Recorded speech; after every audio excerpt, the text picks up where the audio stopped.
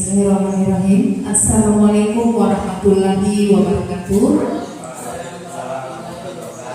Selamat siang Bapak Ibu Guru. Ya, puji syukur kita panjatkan kehadirat Tuhan Yang Maha Esa, karena pada siang hari ini kita masih diberikan kesehatan, kesempatan dalam rangka sharing sedikit tentang aksi nyata diseminasi pemahaman dan pengalaman dalam menerapkan budaya positif di sekolah kita SMP Negeri 2 Taluniti. Baik Bapak Ibu, kita kemarin sudah sharing tentang visi kita. Nah, untuk hari ini saya kembali lagi memaparkan tentang budaya positif, ya, bagaimana kita menerapkan budaya positif di sekolah kita. Berhubungan dengan sekolah kita sudah menerapkan kurikulum merdeka, maka ini menurut saya sangat penting untuk kita, karena pada kurikulum merdeka itu kita lebih mengutamakan atau memerdekakan murid, ya, meskipun kita juga sebagai guru pasti ingin merdeka, ya Bapak Ibu. Oke, jadi hari ini kita akan sharing tentang bagaimana kita menerapkan budaya positif di sekolah kita SMP Negeri 2 Taluniti. Baik Bapak Ibu, di budaya positif itu saya hari ini akan menjelaskan 7 poin bagaimana agar budaya positif itu dapat terwujud. Yang pertama ada perubahan paradigma belajar, kemudian ada disiplin positif, kemudian ada kebutuhan dasar manusia, motivasi perilaku manusia, posisi kontrol restitusi, keyakinan kelas, dan segitiga restitusi. Bapak Ibu, dari 7 poin ini kita sebagai guru dituntut untuk memenuhi seluruh kebutuhan murid, ya. Jadi dari 7 poin ini yang kita utamakan itu adalah murid. Kita hanya sebagai penuntun, sebagai guru kita hanya sebagai penuntun bagi murid kita. Yang pertama ada perubahan paradigma belajar. Di sini pembelajaran yang berorientasi pada penguatan dan pengembangan karakter yang sesuai dengan nilai-nilai Pancasila. Pembelajaran paradigma baru ini memastikan praktik pembelajaran yang berpusat pada murid. di mana setiap murid belajar sesuai dengan kebutuhan dan tahap perkembangannya. Jadi seperti yang saya katakan tadi ya, dalam IKN itu kita lebih mengutamakan kebutuhan murid. Nah, terlihat di sini di perubahan paradigma. Jadi mengapa harus ada perubahan paradigma? Karena selama ini kita sebagai guru, kita lebih mengutamakan apa keinginan kita, kebutuhan kita. Selaku guru itu kita punya target ya. Dalam proses kita sudah targetkan bahwa di bulan ini materi ini harus tercapai, di bulan ini materi ini harus tercapai. Tapi di IKN tidak seperti itu ya Bapak Ibu. Kita tetap mengutamakan kebutuhan murid. Makanya poin pertama yang patut diubah itu adalah perubahan paradigma belajar. Dan di sini sangat jelas dijelaskan pembelajarannya berorientasi pada penguatan pengembangan karakter yang sesuai dengan nilai-nilai Pancasila dan berpusat pada murid. Kemudian di pembelajaran paradigma baru dilakukan melalui kegiatan belajar di dalam kelas atau intra dan di luar kelas atau co-kurikuler dan ekstrakurikuler. Nah, bagaimana itu di sini dijelaskan secara rinci. Untuk pembelajaran intrakurikuler itu seperti yang Bapak Ibu sudah lakukan setiap hari ya, sebagai tugas pokok kita, yakni mengajar di depan kelas. Ya, ini dilakukan secara terdiferensiasi ya, berdasarkan kebutuhan murid, sehingga peserta didik memiliki cukup waktu untuk mendalami konsep dan menguatkan konsep. Jadi untuk intrakurikuler ini kita sebagai guru dituntut di depan kelas itu melaksanakan pembelajaran yang terdiferensiasi, artinya memenuhi kebutuhan murid. Makanya kenapa pada saat sebelum pembelajaran dimulai sebaiknya guru melakukan asesmen terlebih dahulu. Ada beberapa jenis asesmen dan yang perlu kita laksanakan di awal itu adalah asesmen gaya belajar terlebih dahulu, supaya kita tahu setiap anak itu kan berbeda kebutuhannya.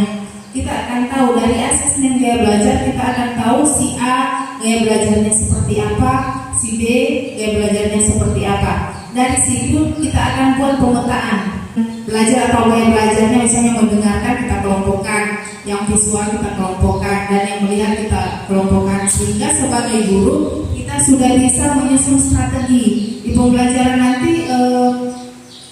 Bahan ajar apa yang akan kita berikan kepada anak-anak, bagi si yang visual, yang auditorial.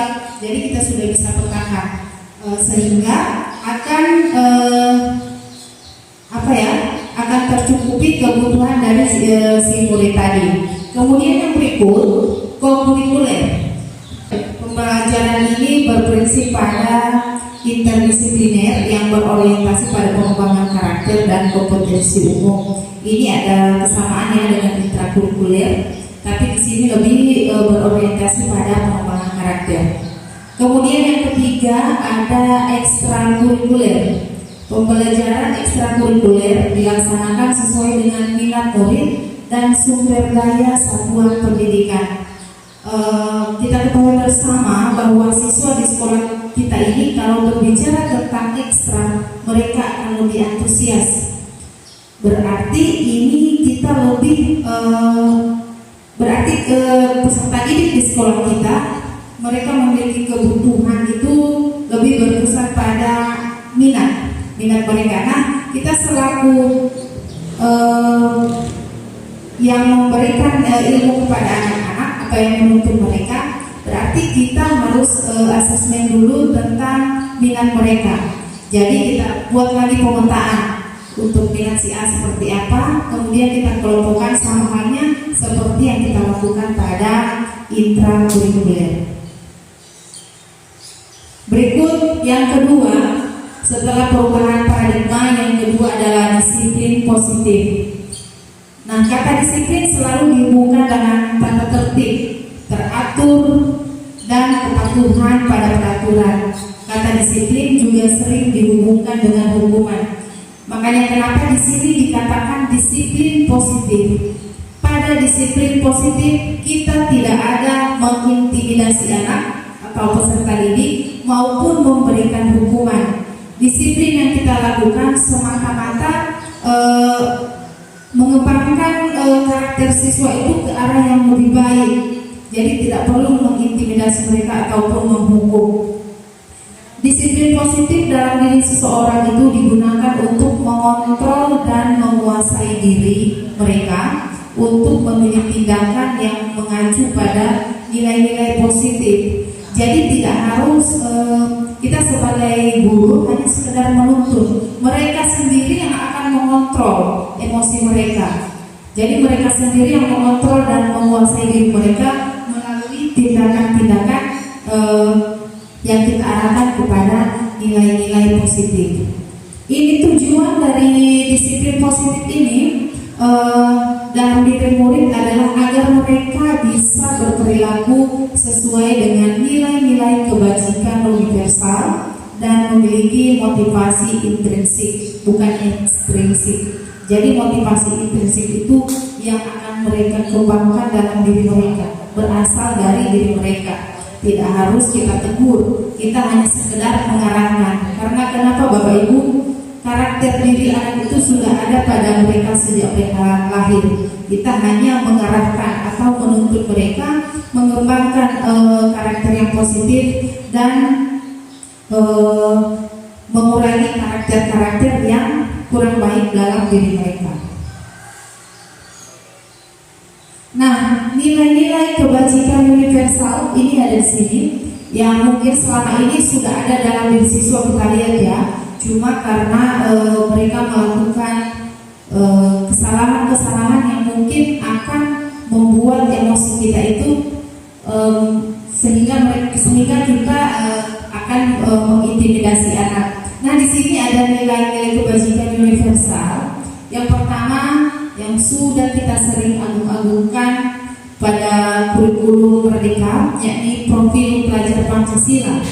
Di sini kita sudah tahu bahwa profil Pancasila itu, profil pelajar Pancasila ada beberapa poin. Yang pertama, beriman, bertakwa kepada Tuhan Yang Maha Esa dan berakhlak mulia. Kemudian mandiri, bernalar kritis, berkebinekaan global, bergotong royong dan kreatif. Dari nilai-nilai yang ada dalam profil pelajar Pancasila ini tentunya sudah ada dalam diri setiap anak. Ya, cuma memang ada yang sudah terlihat dan ada juga yang belum, ada yang malah sudah berkembang. Itu tergantung bagaimana kita selaku guru bisa menuntut itu ke arah yang terus berkembang. Kemudian yang kedua ada primarius program. Di situ ada toleransi, rasa hormat, ada integritas, mandiri, menghargai, antusias, empati, keingintahuan, kemudian ada juga kreativitas, kerjasama, percaya diri dan komitmen. Nah, dari sini ini lebih terinci lagi ya dari profil pelajar Pancasila, karena kita melihat di sini bahwa dalam profil pelajar Pancasila itu poinnya terlalu umum. Nah, dalam PYP atau IDO itu lebih dirinci lagi. Kemudian yang ketiga ada the seven essential virtues. Ada di sini empati, suara hati, kontrol diri, rasa hormat, kebaikan, toleransi dan keadilan. Ini juga lebih dirinci lagi. Kalau ini lebih terlihat ya, kita akan melihat bagaimana siswa itu mereka sudah memiliki nilai kebajikan yang empati, yang bisa mengontrol diri, memiliki rasa hormat, kebaikan, toleransi dan keadilan. Nah, Bapak Ibu, dalam budaya positif ini ada stimulus respon dan ada teori kontrol. Di sini sangat jelas sekali. Kalau kita sekarang ini masih stimulus respon ya, karena kita lihat anak didik kita itu ini stimulus respon yang masih paling banyak. Karena kalau teori kontrol berarti mereka sudah bisa mengontrol. Teori kontrol itu yang seharusnya ada di paradigma baru. Ya, kalau stimulus respon coba kita lihat. Yang pertama, kalau di stimulus respon itu realitas kebutuhan kita sama. Ini pandangan yang dulu ya. Kalau kita sudah memahami paradigma baru atau sudah memahami budaya positif itu seperti apa, namun dengan secara otomatis kita akan lebih ke posisi teori kontrol ini, di mana realitas atau kebutuhan kita berbeda. Kemudian ada juga yang melihat semua orang melihat hal yang sama, namun pada dasarnya dalam teori kontrol setiap orang itu memiliki gambaran yang berbeda. Yang berikut, kita mencoba mengubah orang agar berpandangan sama dengan kita. Ini biasa sering kita lakukan selaku guru ya. Kita terlalu memaksa siswa. Kalau menurut kita itu baik, kita paksa siswa melakukan hal yang sama dengan cara pandang kita. Padahal belum tentu yang mereka lihat atau cara pandang mereka seperti itu. Nah, dalam posisi teori kontrol, kita berusaha memahami pandangan orang lain tentang dunia. Ya, kemudian yang berikut ada perilaku buruk. Perilaku buruk dilihat sebagai suatu kesalahan. Ini juga sering kita lakukan selaku guru Bapak Ibu ya. Pada saat anak tidak mau menulis, tidak mau membaca, kita pasti mengintimidasi mereka. Padahal kita belum tahu sebenarnya apa alasan mereka. Bahkan ada guru yang tidak mau dengar alasan muridnya, ya langsung marah-marah. Kenapa kamu tidak buat tugasnya, atau kenapa kamu tidak pikir? Padahal dia ada alasan, ya dia memiliki alasan tertentu. Nah, dalam teori kontrol semua perilaku memiliki tujuan. Ya, jadi ada tujuannya. Tanpa kita ketahui, siswa melakukan satu hal, apalagi perilaku buruk, kita tidak tahu bahwa mereka melakukan itu ada tujuannya. Kemudian yang berikut, orang lain bisa mengontrol saya. Ya, orang lain bisa mengontrol saya. Ini stimulus respon atau ini adalah paradigma yang kurang tepat, ya. Karena yang seharusnya dalam teori kontrol hanya kita sendiri yang bisa mengontrol diri kita. Ya, jadi seperti itu Bapak Ibu. Makanya di sini kita posisikan kalimat ini atau poin ini pada diri anak. Jadi anak itu tidak ada yang bisa mengontrol mereka selain diri mereka sendiri ya. Mungkin di sini Bapak Rizky misalnya mengontrol anak. Oke, kamu besok tidak boleh lagi terlambat. Tapi kan kita tidak tahu, ya, yang bisa mengontrol diri si anak ini bukan Bapak Rizky, ya. Jadi anak itu sendiri. Dia mau datang pagi, dia terlambat, kita tidak bisa kontrol. Ya, olehnya tetap kita posisikan pada teori kontrol bahwa hanya diri mereka sendiri yang bisa mengontrol diri mereka.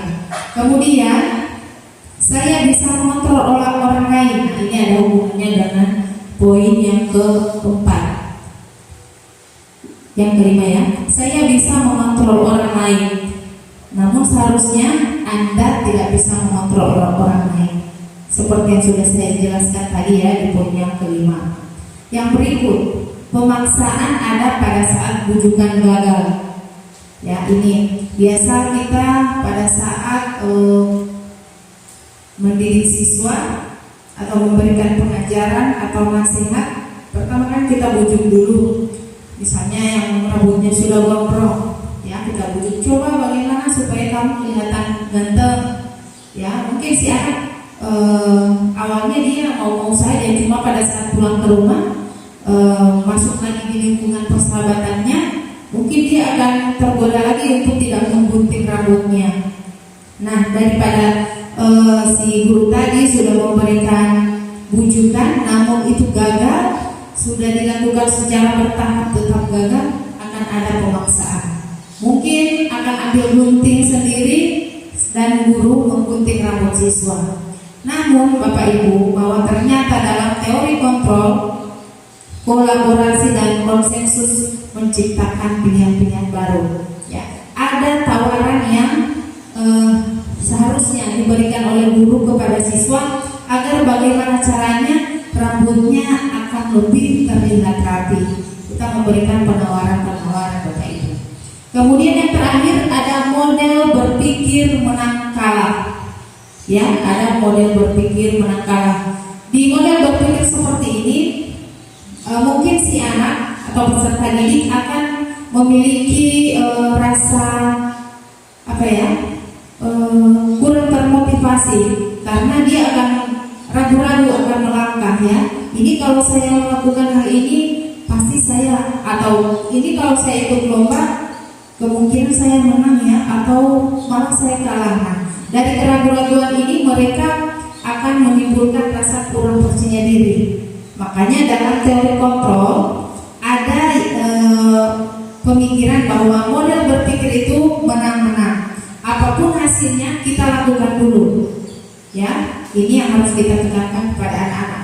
Ayo mencoba hal yang baru, ayo silakan dicoba. Jangan pikir akhirnya, ya, tapi kita laksanakan dulu prosesnya. Nanti belakangan itu menang atau kalah. Kemudian yang berikut, nah di sini Bapak Ibu saya sudah jelaskan tadi bahwa anak yang berperilaku buruk, mereka memiliki tujuan tertentu ya. Apapun perilaku atau tindakan yang dilakukan oleh anak, mereka memiliki tujuan. Nah di sini ada 5 kebutuhan dasar manusia Bapak Ibu. Ada kesenangan, cinta dan kasih sayang, penguasaan, ada juga kebebasan, dan yang terakhir bertahan hidup. Dari kelima dasar kebutuhan manusia ini ada dalam diri kita semua ya. Mungkin Bapak Ibu sudah 1 semester di kampung terus, tidak pernah pulang ke kota. Pasti ada kebutuhan-kebutuhan yang ingin dipenuhi oleh Bapak Ibu. Misalnya kebebasan, karena tidak pernah pulang ke kota, anak-anak melakukan kesalahan kecil saja sudah dibentak-bentak. Karena apa? Tanpa kita sadari kita memerlukan kebebasan, kebutuhan untuk bebas. Nah, dalam diri siswa ini juga ada Bapak Ibu ya. Jadi pada saat misalnya si anak pada saat pembelajaran dia mencolek temannya, kita langsung marah. Sebagai guru kita marah karena merasa terganggu saat mengajar. Namun kita kembali lagi ke kebutuhan dasar ini. Kemungkinan saja si anak yang berperilaku mengganggu ini, mungkin dia butuh kasih sayang. Mungkin dia di rumah tidak mendapatkan hal itu, ya makanya dia melakukannya di sekolah. Misalnya bapaknya petani, ya orang tuanya petani, dia bangun tidur yang didapatnya cuma uang jajan, yang bapak ibunya sudah berangkat terlebih dahulu. Dia pulang sekolah orang tuanya belum ada, ya makanya ini dia mencari cinta dan kasih sayang itu di sekolah dengan cara, karena dia tidak tahu bagaimana caranya mendapatkan itu, maka dia mencari perhatian dengan cara mengganggu temannya agar dia ditegur. Begitu Bapak Ibu. Jadi apapun yang dilakukan oleh siswa di sekolah, kita cari dulu kebutuhan apa yang ingin dia penuhi. Atau misalnya sering kita temukan di sekolah ada siswa yang di dalam tasnya itu sudah banyak pulpen, ya alat tulis teman-temannya dikumpul semua, disembunyikan di tasnya. Kita cari ini kebutuhannya apa, kebutuhan dasar yang ingin dipenuhi siswa ini apa. Mungkin penguasaan, mungkin dia di rumah sebagai anak bungsu yang selalu dikuasai oleh kakak-kakaknya. Ya, jadi dia tidak bisa berbuat apa-apa di rumah. Nah, hal itu dia lakukan di sekolah terhadap teman-temannya. Dia merasa berkuasa di kelas itu, dan itu yang dia butuhkan Bapak Ibu. Jadi apapun yang dilakukan oleh siswa, mereka hanya butuh tuntunan, ya mereka tidak butuh pelampiasan emosi dari kita. Jadi kembali lagi Bapak Ibu, jika ada perilaku tertentu yang diperlihatkan oleh siswa, kita kaji kembali ini kebutuhan dasar mereka apa, sehingga mereka melakukan perbuatan yang tidak baik tersebut. Nah, di sini sudah dirinci ya. Ada kebutuhan bertahan hidup, misalnya kesehatan, rumah, dan makanan. Kebutuhan biologis sebagai bagian dari reproduksi dan kebutuhan untuk dasar. Di sini saya berikan contoh, misalnya pada saat kita mengajar ada siswa yang makan di dalam kelas. Ya, kembali lagi kita kaji. Jangan langsung marah atau hukum dia di depan teman-temannya. Nanti sebentar kita akan membahas materi itu. Namun di sini saya berikan gambaran sedikit. Kemungkinan dia dari semalam tidak makan Bapak Ibu, ya, mungkin asam lambungnya sudah naik, dia sudah lapar, daripada menahan sakit, mending dia makan secara diam-diam di kelas. Ya, jadi ini menjadi harapan besar saya bahwa Bapak Ibu bisa mengontrol emosi ya terhadap perilaku peserta didik kita, dalam hal ini dalam pemenuhan kebutuhan dasar mereka. Yang kedua, kebutuhan akan cinta dan kasih sayang. Kebutuhan ini perasaan diterima oleh kelompok atau komunitasnya, atau love and belonging. Kebutuhan ini meliputi keinginan untuk tetap berhubungan dengan orang lain seperti teman, keluarga, dan rekan kerja. Ini juga sering kita lihat ya, sering ada bullying seperti itu. Nah, tanpa kita sadari mereka itu sebenarnya kasihan cuma butuh kebutuhan cinta kasih dan sayang. Tidak lebih dari itu. Ya, cuma karena mereka masih anak-anak, tidak menutup kemungkinan di usia ya kita saja sudah dewasa tanpa kita sadari kita melakukan bertingkah yang kurang baik, dan itu semata-mata untuk memenuhi kebutuhan dasar kita ya Bapak Ibu. Kemudian yang berikut, kebutuhan akan kebebasan. Kebutuhan akan kebebasan atau kebutuhan membuat pilihan. Murid diberi kesempatan membuat pilihan dan bertanggung jawab atas pilihannya. Kebebasan ini menyuarakan pendapat dengan percaya diri dan memberikan kesempatan untuk mencoba hal-hal yang baru. Nanti setelah materi ini saya sampaikan, kedepannya mungkin Bapak Ibu akan melihat perilaku anak didik kita seperti apa, dan pasti Bapak Ibu akan dengan sendirinya menemukan bahwa kebutuhan atau si anak ini ingin memenuhi kebutuhannya sebagai manusia yang ada di tadi saya sebutkan. Yang berikut, kebutuhan akan kesenangan, ya, menghubungkan akan kesenangan dengan belajar. Sebagai guru jangan ragu-ragu untuk dengan sengaja memasukkan kegiatan yang menyenangkan dalam kelas. Murid dengan kebutuhan dasar kesenangan yang tinggi ingin menikmati apa yang mereka lakukan. Mereka akan konsentrasi tinggi pada hal-hal yang dia senangi. Saya berikan contoh pada mata pelajaran bahasa Indonesia ya. Di saat kita memberikan materi teks prosedur, ya, teks prosedur, mungkin anak-anak itu akan senang. Biasanya banyak yang makan dalam kelas ya. Mungkin anak-anak akan senang apabila ada menu yang mereka cicipi. Nah, dari materi tadi boleh kita buat praktek di dalam kelas dengan membuat teks prosedur, misalnya memasak apa begitu, atau membuat minuman apa. Nah, dengan begitu siswa yang memiliki konsentrasi tinggi pada hal-hal yang ia senangi akan lebih termotivasi dalam belajar. Kemudian yang berikut, kebutuhan akan penguasaan. Di sini Bapak Ibu, setiap murid memiliki kebutuhan untuk merasa kompeten, menjadi terampil, diakui pencapaian dan keterampilannya, didengarkan dan berdampak pada harga diri. Murid sebaiknya diberi kesempatan untuk membuat keputusan tentang hal-hal penting dalam hidupnya dan tidak merasa dikontrol oleh guru. Ya, jadi mari Bapak Ibu kita berikan kepercayaan kepada anak didik kita untuk berpendapat. Ya, ayo kita gali apa saja yang ingin mereka lakukan di sekolah ini, atau hal-hal apa yang mereka senangi. Jadi jangan monoton aturan dari kita ya. Ayo kita buat aturan yang sama-sama kita sepakati dengan murid. Atau kalau boleh gali saja pendapat-pendapat mereka.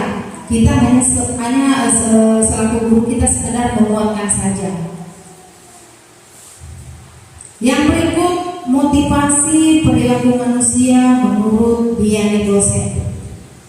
Ini yang selain kebutuhan dasar tadi, ini ada 3 hal yang memotivasi manusia melakukan hal-hal tertentu.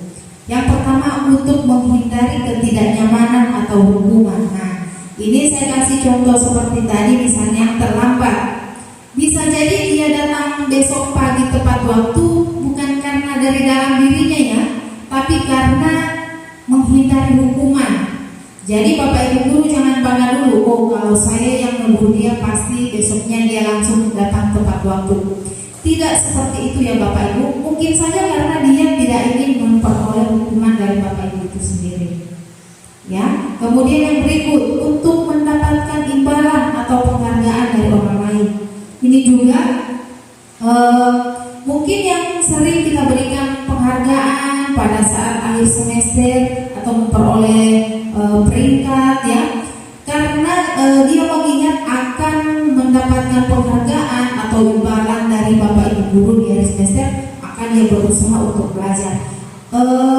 Memang logikanya ini baik ya, logikanya ini benar karena bisa memotivasi siswa. Tapi jangan salah dulu, terkadang penghargaan yang kita berikan kepada mereka justru akan menghancurkan jati diri mereka sendiri, ya, seolah-olah mereka memaksakan diri untuk melakukan hal-hal yang tidak mampu untuk mereka. Kemudian yang berikut, untuk menjadi orang yang mereka inginkan dan menghargai diri sendiri dengan nilai-nilai yang mereka percaya. Nah, ini yang sangat-sangat diharapkan untuk peserta didik. Jadi seharusnya mereka melakukan perbuatan baik itu dari diri mereka sendiri, keinginan mereka, dari penghargaan mereka terhadap diri mereka, dan mempercayai nilai-nilai yang sudah mereka sadari bahwa ini baik. Ya, bukan karena dipaksa, bukan karena diberikan imbalan atau penghargaan oleh guru. Berikut 5 posisi kontrol restitusi. Bapak Ibu, kita sebagai guru seolah-olah merasa bahwa saya benar, ya. Apapun yang saya lakukan terhadap siswa semata-mata untuk siswa. Jadi segala kebijakan yang saya berikan itu sudah benar. Jadi Bapak Ibu, di sini ada 5 posisi kontrol restitusi. Kita akan melihat di mana posisi kita sebagai guru. Apa kita sebagai penghukum, atau pembuat merasa bersalah, atau kita sebagai teman, pemantau, maupun manajer. Nah, mari kita lihat bersama Bapak Ibu. Ini adalah 5 posisi kontrol. Ya, 5 posisi kontrol. Ternyata pada posisi kontrol penghukum dan pembuat orang merasa bersalah itu adalah identitas yang gagal. Ya, kita malah mendidik atau menuntut siswa kita ke identitas yang gagal. Jadi jangan sekali-kali kita sebagai penghukum atau pembuat orang merasa bersalah. Kemudian ada identitas yang berhasil atau sukses. Nah, ini posisi apabila siswa akan menjadi identitas yang berhasil dan sukses, maka posisi guru di sini adalah teman dan pemantau. Ya, kemudian ada identitas yang berhasil dan sukses menghargai diri mereka sendiri. Ini posisinya adalah manajer. Mungkin Bapak Ibu bisa melihat dengan sendirinya ya. Oh, ternyata selama ini saya di posisi penghukum. Dan di sini kita tidak menyadari bahwa kita sebagai penghukum malah menuntut siswa kita menjadi identitas yang gagal. Jadi sekali lagi Bapak Ibu, kita sebagai guru, ayo kita turunkan ego kita rangkul anak-anak, mari kita lihat kebutuhan mereka dan itu kita penuhi. Jangan sampai justru dari kita lah yang akan menghancurkan mereka ya. Sini kita melihat, saya kasih contoh. Kalau penghukum kita itu menghardik, menunjuk, menyakiti, menyindir, ya. Misalnya kita katakan, kalau kamu tidak melakukannya, awas ya, rasakan. saat dia baru sampai kita sudah hardik, kita sudah beri petunjuk. Kenapa kamu terlambat? Kamu tidak ingat apa yang ibu guru sampaikan kemarin? Ya, saya lihat di sini sudah ada yang senyum-senyum, mungkin merasa sudah menuntun anak ke identitas yang gagal, ya, sebagai pemukul atau pembuat orang merasa bersalah. Ya, tapi ada juga yang justru merasa senang menjadi teman, ya, menjadi teman, membuatkan alasan-alasan untuk muridnya. Ayolah, lakukan demi ibu. Masa kamu tidak mau? Ingat tidak, bapak pernah bantu. Ya, jadi dari sini kita malah membuat peserta didik itu ketergantungan. Ya, itu hasilnya. Jadi di sini jelas sekali kalau kita sebagai pembuku, maka hasil yang akan dicapai oleh siswa, mereka malah akan menjadi pemberontak, menyalahkan orang lain dan berbohong karena dia tidak mau dihukum, makanya dia berbohong. Daripada saya dihukum, mending saya berbohong saja kepada bapak atau kepada ibu guru. Kemudian jika posisi guru sebagai pembuat orang merasa bersalah, maka hasil yang dicapai oleh siswa adalah menyembunyikan, menyangkal, dan berbohong. Ya, karena perasaan mereka itu akan menjadi sedih ya ketika mereka akan merasa bersalah. Oh iya ya, kenapa saya harus melakukan itu? Kasihan bapak guru, kasihan ibu guru, kasihan orang tua saya. Olehnya justru mereka lebih baik saya menyangkal saja atau berbohong atau menyembunyikan hal-hal yang kurang baik. Kemudian bagaimana jika guru memposisikan diri mereka sebagai teman? Hasilnya siswa akan ketergantungan, ya. Hasilnya siswa akan ketergantungan. Dia akan memilih-milih. Oh, saya lebih karena Bapak Rizky dekat dengan saya sebagai teman saya, maka dia hanya akan memilah guru mana yang dia dengar. Oh, saya lebih mendengar Bapak Rizky, ya, karena bapaknya terlalu jahat. Nah, itu dia akan ketergantungan dengan guru yang memposisikan diri mereka sebagai teman. Bagaimana dengan guru yang memposisikan diri mereka sebagai pemantau? Hasilnya menyesuaikan diri bila diawasi. Nah, ini biasa kerja bakti anak-anak. Kalau ada posisi guru yang sebagai pemantau, mereka pura-pura rajin di depan gurunya. Pada saat gurunya balik belakang, pasti mereka santai lagi. Ya, mereka tidak akan menjadi apa yang mereka inginkan, ya, karena mereka merasa diawasi. Kemudian yang berikut sebagai manajer. Posisi guru sebagai manajer hasilnya adalah menguatkan pribadi. Ya, ini yang saya katakan tadi Bapak Ibu. Alangkah baiknya kita selaku guru kita memposisikan diri sebagai manajer. Bagaimana itu manajer? Ya, kita mengajukan pertanyaan-pertanyaan seperti menggali kebutuhan dasar. Kenapa kamu melakukan ini? Ya, kenapa kamu bisa melakukan ini? Lantas apa? Bagaimana jika kita berikan pertanyaan? Jangan langsung menghardik. Di sini apa yang kita yakini? Apa yang bisa kau kerjakan untuk memperbaiki masalah ini? Jadi ya Bapak Ibu, ayo apabila kita Bapak Ibu belum mampu untuk menjadi manajer, setidaknya bisa menjadi teman atau pemantau. Dan jangan sekali-sekali menjadi pembuku atau pembuat orang merasa bersalah. Karena ini sudah nyata, sudah terpampang di sini bahwa justru jika kita menjadi pembuku atau pembuat orang merasa bersalah, malah akan menuntun siswa menjadi identitas yang gagal. Ya, bagaimana kita di posisi manajer tadi? Ya, ini ada hubungannya dengan posisi manajer. Nah, di sini ada keyakinan sekolah atau keyakinan kelas. Mengapa harus membuat keyakinan kelas? Mengapa tidak peraturan kelas saja? Di sini Bapak Ibu dijelaskan, seseorang akan lebih tergerak dan bersemangat untuk menjalankan keyakinannya daripada hanya sekedar mengikuti serangkaian peraturan tertulis tanpa makna. Murid-murid pun demikian ya Bapak Ibu. Mereka perlu mendengarkan dan memahami arti sesungguhnya tentang peraturan-peraturan yang diberikan.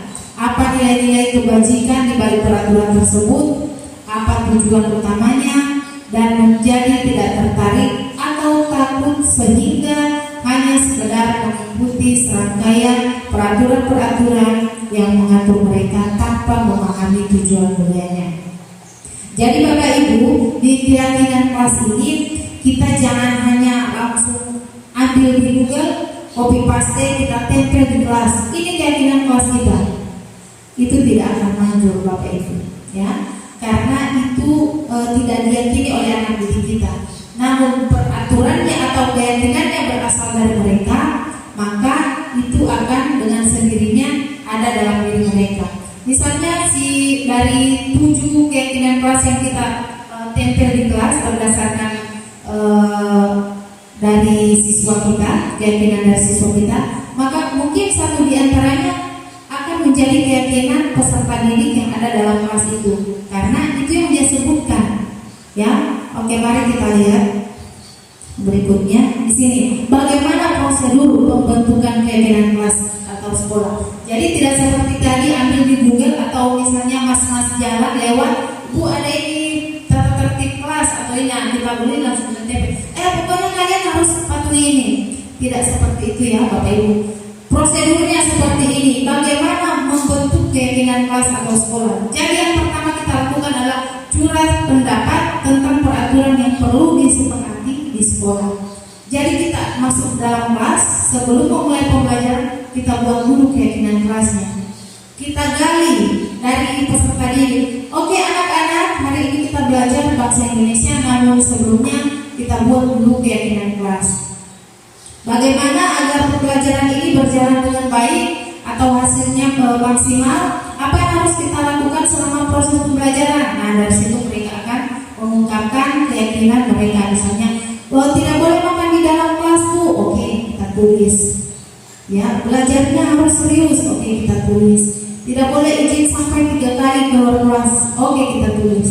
Jadi seperti itu, kita gali keyakinan apa yang ada di dalam diri siswa. Kemudian mencatat semua masukan-masukan para murid atau warga sekolah, kalau keyakinan sekolah ya, di papan tulis atau di kertas besar. Jadi kita catat semua. Biarpun ada yang sama, kita catat dulu supaya orang yang siswa yang menyebutkan peraturan yang sama atau keyakinan yang sama tidak merasa kurang percaya diri karena tidak ditulis keyakinannya. Jadi ditulis dulu semua. Kemudian menggunakan kalimat positif. Nah, misalnya tadi tidak boleh membuang sampah sembarangan. Nah, boleh. Kalau kata tidak boleh itu kan kalimat negatif.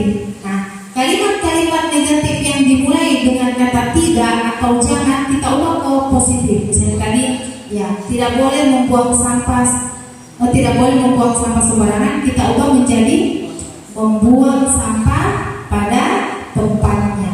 Jadi semua kata yang diawali dengan tidak dan jangan kita positifkan. Jadi seperti itu.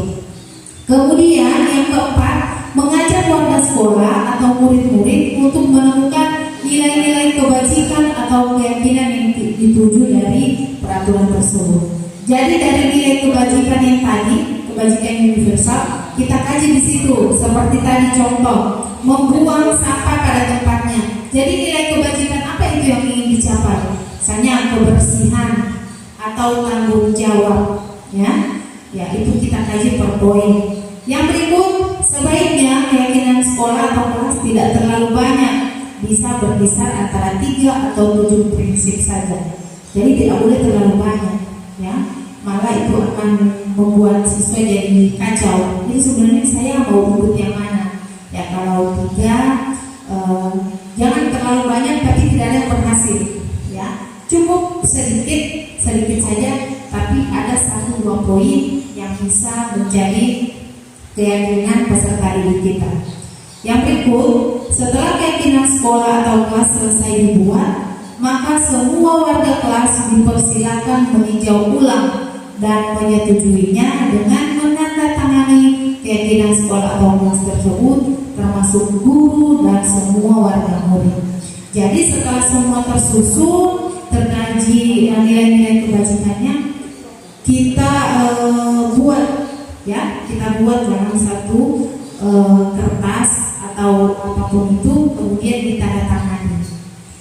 Semua tanda tangannya supaya ini merupakan kesepakatan bersama, bukan dari guru saja, sehingganya semua warga wajib menandatanganinya. Yang terakhir, keyakinan sekolah atau kelas selanjutnya bisa dilekatkan di dinding kelas, di tempat yang mudah dilihat semua warga kelas. Nah, baru itu ditempel, ya, jangan dari Google print langsung tempel. Jadi ada prosesnya Bapak Ibu ya. Jangan langsung pokoknya hari ini kita ada kesepakatan, pokoknya begini. Tidak ya. Seperti ini prosedurnya, ada prosedur. Jadi peraturan atau keyakinan kelas bukan dari guru, kita minta dari siswa dan guru yang mengarahkan atau menuntut. Ini contoh keyakinan kelas. Jadi keyakinan kelas itu berjenjangnya. Jangan keyakinan kelas misalnya sudah yang dewasa padahal umurnya masih kelas rendah. Ini ada contoh untuk kelas 1. Kelas 1 setiap anggota kelas perlu belajar. Ya, jadi ini sesuai pemikiran anak SD kelas 1 ya. Perlu Bapak Ibu dibaca saja. Yang berikut ada keyakinan kelas 5. Selalu bersikap positif, senantiasa menjadi diri terbaik. Nah, ini sudah bisa dianalisa oleh murid kelas 5. Kemudian kelas 7, ini yang sudah SMP ya. Hormat, kami meyakini bahwa sangat penting untuk menghormati semua orang dan barang milik orang lain. Jadi semakin tinggi jenjang usia, bisa juga semakin panjang kalimatnya. Ya, yang pasti masih kita sesuaikan dengan pemikiran siswa kita. Berikut restitusi. Ini Bapak Ibu, restitusi adalah biasa digunakan oleh guru yang memposisikan diri mereka sebagai manajer. Apa itu restitusi? Restitusi adalah proses menciptakan kondisi bagi murid untuk memperbaiki kesalahan mereka sehingga mereka bisa kembali pada kelompok mereka dan dengan karakter yang lebih kuat. Jadi restitusi itu kesalahan disadari oleh siswa dan mereka sendiri yang tahu bagaimana cara memperbaiki kesalahan itu. Ya, kita tidak boleh memaksa. Guru tidak boleh memaksa cara memperbaiki kesalahannya. Berikut restitusi juga merupakan proses kolaboratif yang mengajarkan murid untuk mencari solusi. Nah ini ya, jadi mereka diajarkan untuk mencari solusi atas masalah mereka dan membantu murid berpikir tentang orang seperti apa yang mereka inginkan dan bagaimana mereka harus memperlakukan orang lain. Jadi di restitusi ini Bapak Ibu semuanya lebih mengutamakan pemikiran siswa, bukan guru. Guru hanya menggali, hanya memberikan pertanyaan yang mengarahkan ke penyelesaian masalah dan menguatkan karakter siswa.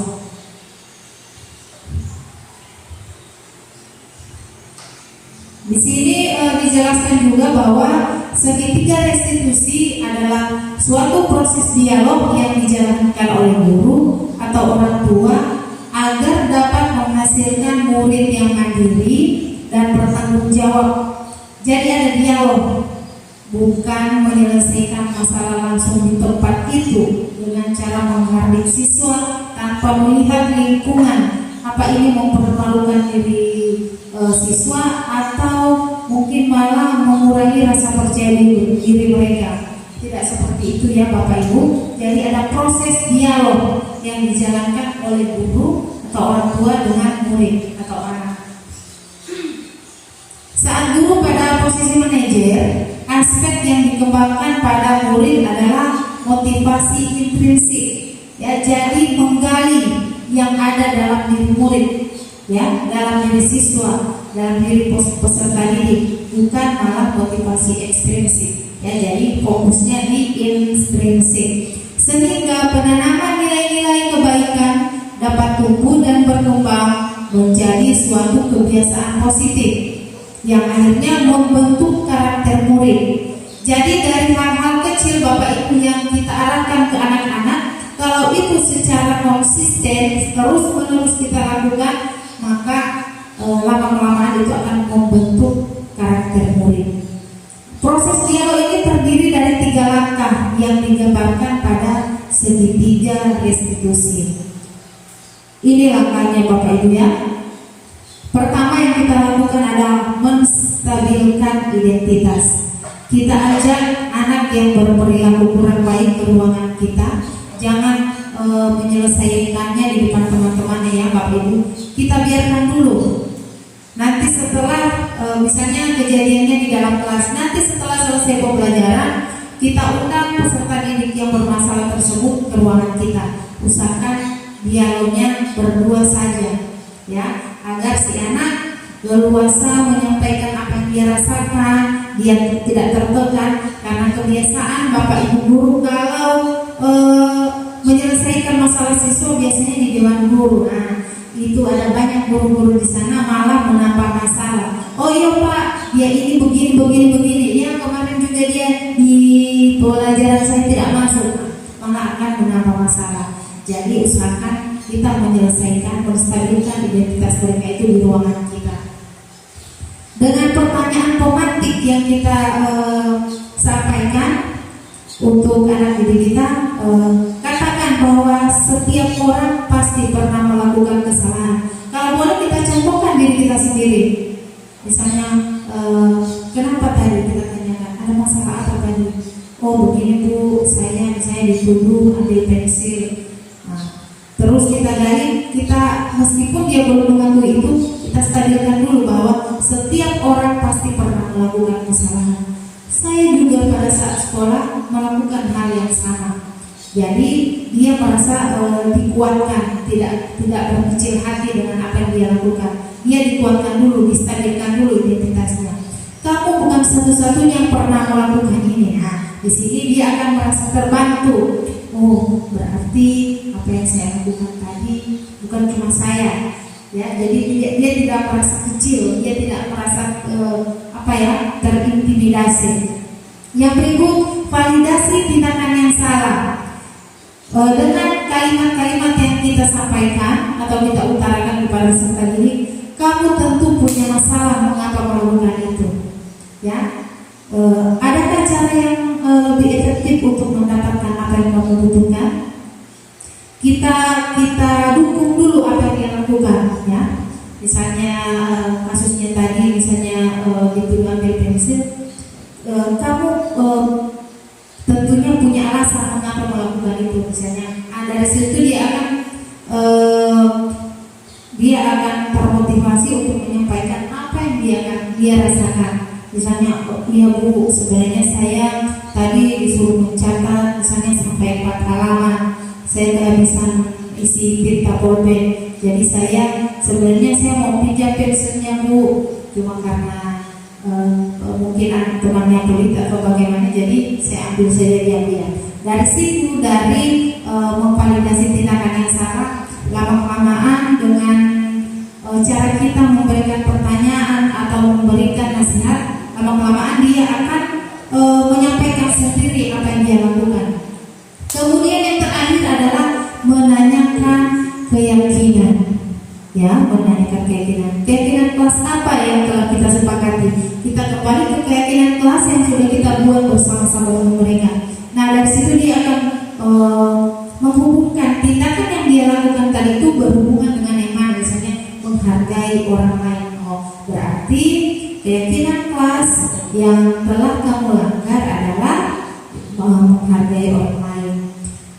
Jadi dari situ kita berikan lagi, kamu ingin menjadi orang seperti apa. Nah, kalau dia sudah mengungkapkan semua, baru kita sampaikan, menurut kamu bisa tidak menyelesaikan masalah ini? Kalau dia bilang bisa, bagaimana caranya? Usahakan jangan kita menyampaikan cara menyelesaikannya dari siswa itu sendiri. Bagaimana caranya kalau menyelesaikan ini? Mungkin dia akan mengatakan, minta maaf atau mengganti pensil, terserah dari si anak. Yang penting dia sendiri yang mengungkapkan cara menyelesaikan masalah. Kalau sudah selesai, dia akan mengingat kembali keyakinan kelasnya seperti apa, kemudian dia akan mengungkapkan mulai kapan melakukannya, akan menjadi orang yang lebih baik. Kita kembalikan lagi dia ke kelompoknya. Misalnya, oke, kalau sudah selesai, sekarang kamu kembali lagi ke kelas. Seperti itu ya Bapak Ibu, untuk segitiga restitusi. Untuk materinya mungkin sampai di situ. Jadi saya berharap mari Bapak Ibu kita sebagai guru, mari kita tuntun anak didik kita untuk menjadi lebih baik lagi dengan cara mengutamakan kebutuhan mereka selaku peserta didiknya. Jadi jangan kebutuhan guru yang dipenuhi, tapi penuhilah kebutuhan siswa agar mereka menjadi peserta didik yang berkarakter baik. Oke, sekian dari saya. Terima kasih. Sekian, wassalamualaikum warahmatullahi wabarakatuh.